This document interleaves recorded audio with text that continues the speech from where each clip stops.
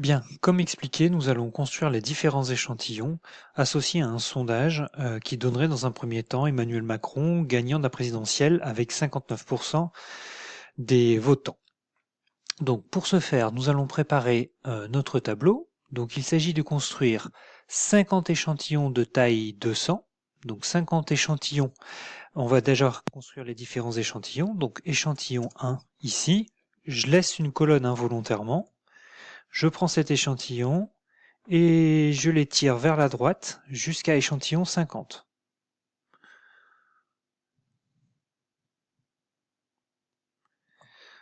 Voilà. Ensuite, je viens me replacer complètement à gauche. Je vais numéroter les personnes sondées, la personne 1, la personne 2. Je sélectionne 1 et 2 et j'étire vers le bas jusqu'à 200.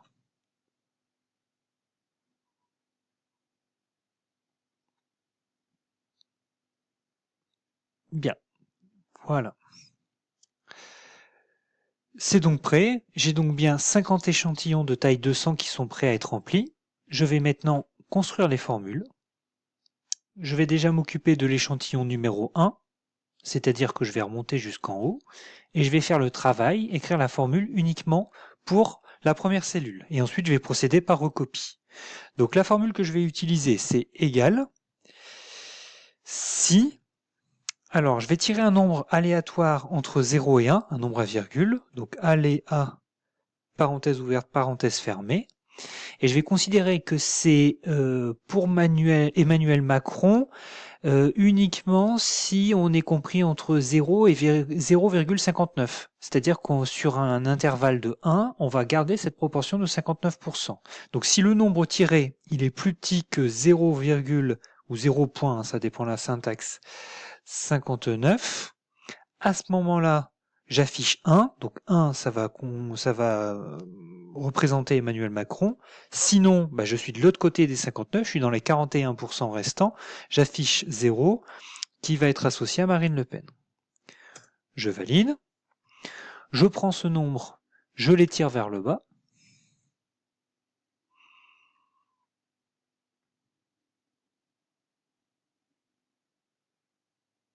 Je vais bien sûr jusqu'en bas, c'est-à-dire jusqu'à la 200e personne interrogée, et je vais avoir une succession de 0 et de 1 qui correspondent à des personnes qui ont été interrogées et qui vont répondre Emmanuel Macron avec une proportion de 59%.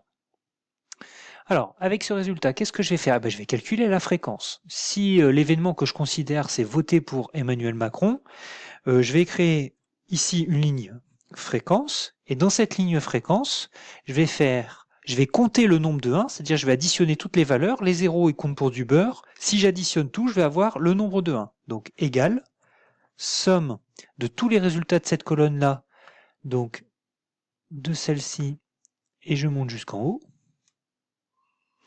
Voilà. Je finis de compléter ma formule ici, fermer la parenthèse, diviser par les 200 personnes interrogées, et je valide. Donc, j'obtiens déjà une proportion. Remarquez que déjà, on s'aperçoit que c'est pas exactement le 59-41 qu'on aurait pu attendre. En l'occurrence ici, la fréquence de personnes ayant voté pour, ou en tout cas se prononçant pour Emmanuel Macron, n'est pas de 59%, mais de 61%. Si je fais un appui sur la touche F9, qui permet de relancer un sondage, vous voyez, je m'aperçois qu'en fait, il y a des fluctuations au niveau des résultats, et ça peut passer de très haut à très bas. Donc, c'est le phénomène qu'on est en train d'observer, sauf que nous, ce qu'on voudrait faire, c'est avoir une vision d'ensemble du phénomène. Donc, je vais recommencer ce que j'ai fait ici pour tous les sondages. Bien sûr, je ne vais pas tout recommencer de zéro. Je vais prendre cette colonne-là. Je laisse tomber le titre échantillon 1, je prends les valeurs, je descends jusqu'en bas, y compris jusqu'au calcul des fréquences. Hop, trop bas. Voilà. Donc maintenant, ce résultat, je vais l'étirer vers la droite. Alors, la question c'est jusqu'où est-ce qu'il faut que j'aille? Je peux peut-être rétrécir un petit peu. Voilà, comme ça je vais voir un petit peu jusqu'où il faut aller. Non, j'ai trop rétréci. Peu importe, hein, c'est pas très grave ça. On s'en moque. Voilà. Hop. Donc il faut repérer, on doit aller jusqu'à échantillon 50. Échantillon 50, c'est AY. Donc je redescends, je prends ma poignée de recopie. Voilà, la poignée de recopie, c'est le petit carré qui est en bas. Tout a été sélectionné.